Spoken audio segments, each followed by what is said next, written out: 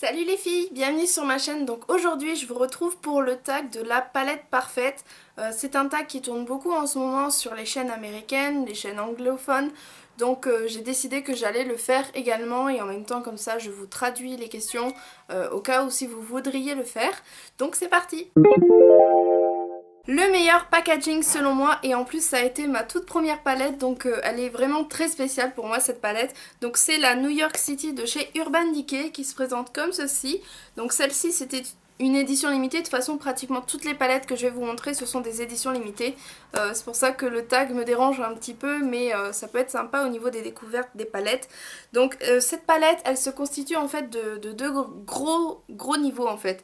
Donc vous avez la partie déco on va dire, puisque quand vous ouvrez ça donne ceci.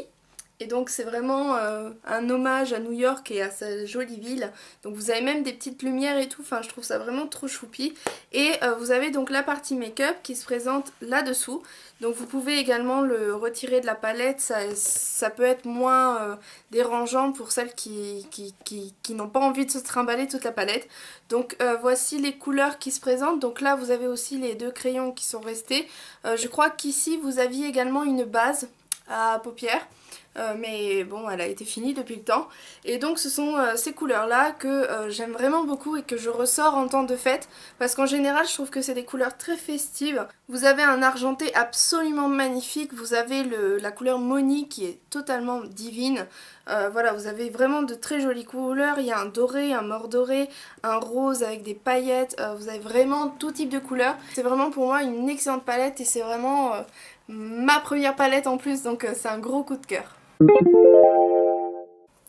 Au niveau de la pigmentation, je recommande les fards Urban Decay ou MAC, mais je vous recommande quand même les fards Urban Decay parce qu'en général leur palette coûte toujours au même prix, aux environs de 40 € et en général vous avez vraiment beaucoup de choix de couleurs et en général il y a aussi des cols ou mascara ou base à paupières, enfin il y a toujours beaucoup de bonus avec, donc je trouve ça vraiment plutôt cool. Pour les débutantes ça peut être quelque chose de plutôt sympa et c'est aussi une très bonne idée cadeau à offrir.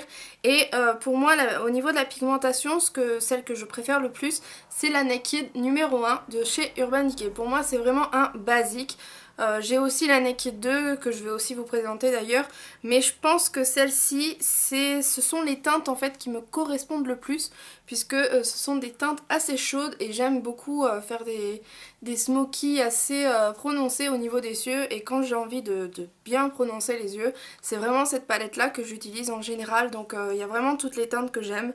Voilà, j'ai beaucoup utilisé la couleur Sin qui est vraiment magnifique, que ce soit sur la paupière, sous le sourcil, en ras de cils, en coin interne, c'est magnifique. Vous avez la couleur Sidecar qui est superbe. Vous avez la couleur Naked qui est parfaite pour le creux. La couleur Half Baked que j'ai également beaucoup utilisée puisque c'est un magnifique doré. La couleur Smoke qui est aussi pas mal du tout pour les smokies plutôt bruns. Il y a également la couleur Toasted qui est splendide et combinée à Hustle, elle est magnifique aussi. Donc voilà, vous avez aussi un noir argenté splendide pour les smokies de fête et compagnie. Donc vraiment c'est une palette que je recommande si vous aimez tout ce qui est ton chaud.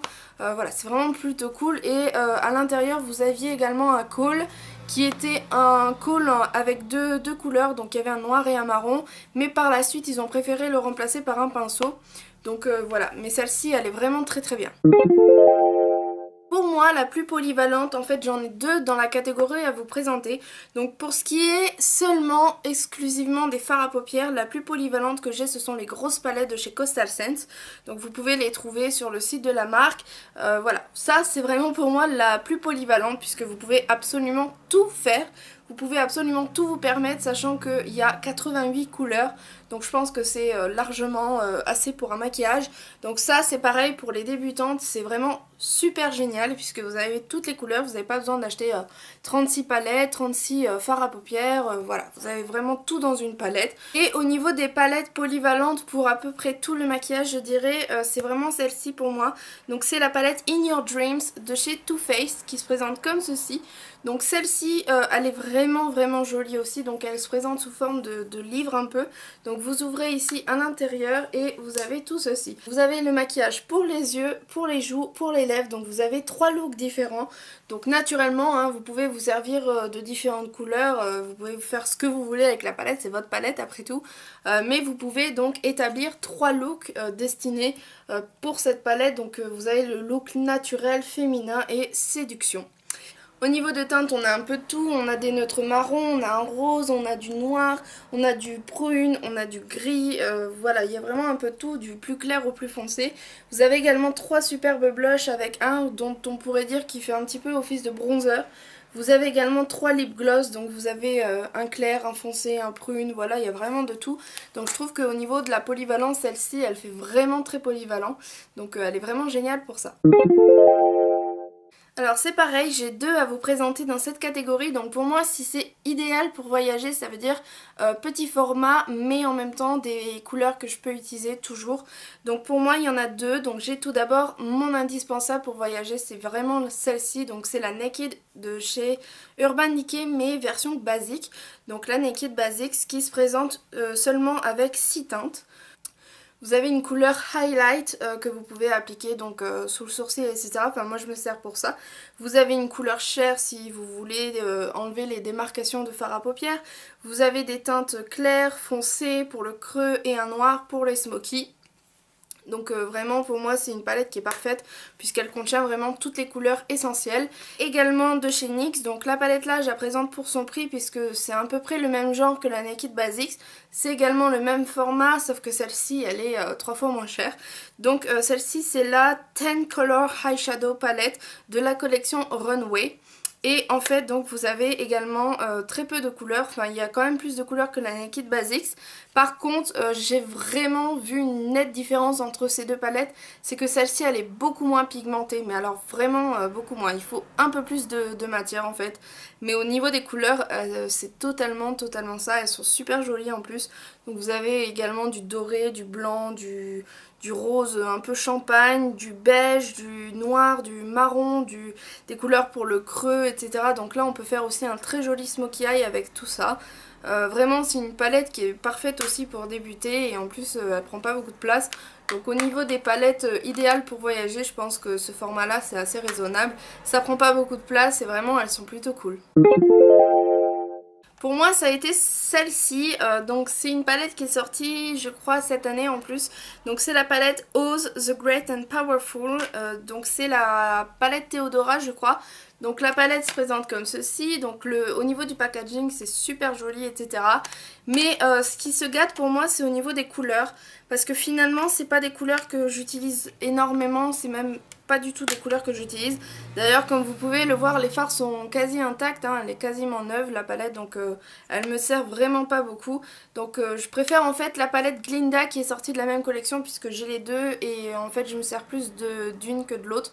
Donc celle-ci franchement je m'en sers pratiquement pas, donc c'est vraiment dommage. Et du coup voilà, pour moi c'est mon plus grand regret. Je trouve que les couleurs sont toutes trop sombres, il y a très peu de couleurs lumière en fait. Vous avez juste une couleur lumière, ensuite vous avez de quoi faire un très joli smoky marron avec ces 3 couleurs. Par contre le vert là je sais pas ce qu'il fait dedans parce que franchement je trouve que voilà, ça n'a rien à voir avec la palette. Et au niveau de ce fard, c'est celui qui me plaît le moins. Parce qu'au final, je trouve que cette couleur-là est très peu portable.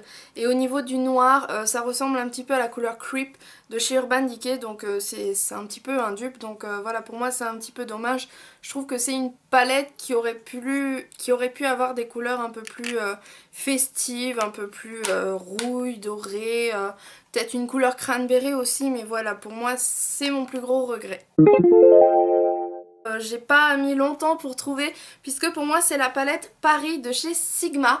Donc la palette Paris elle est juste totalement ça en fait, c'est totalement parisien, puisque tous les noms de fards à paupières que vous avez portent le nom d'un endroit à Paris. Vous avez également donc les blushs, vous avez également un joli pinceau, enfin voilà, enfin 2 jolis pinceaux.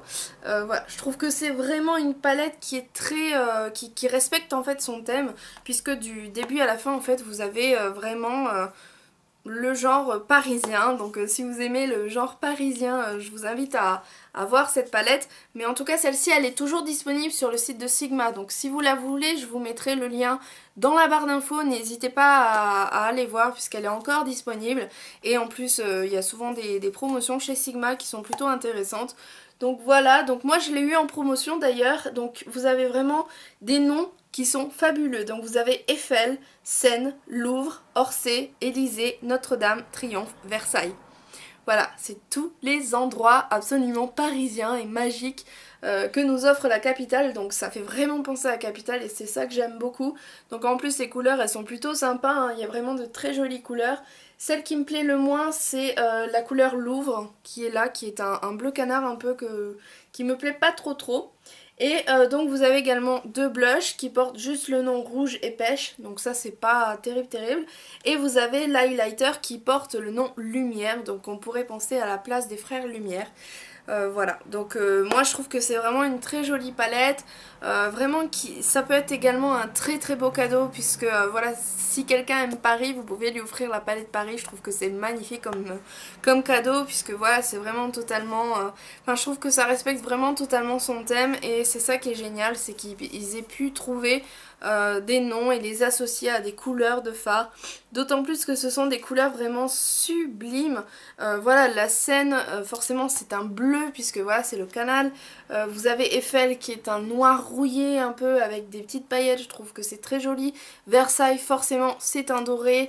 Voilà, je trouve que vraiment ça concorde en fait avec les lieux, donc voilà, je trouve que c'est plutôt pas mal du tout.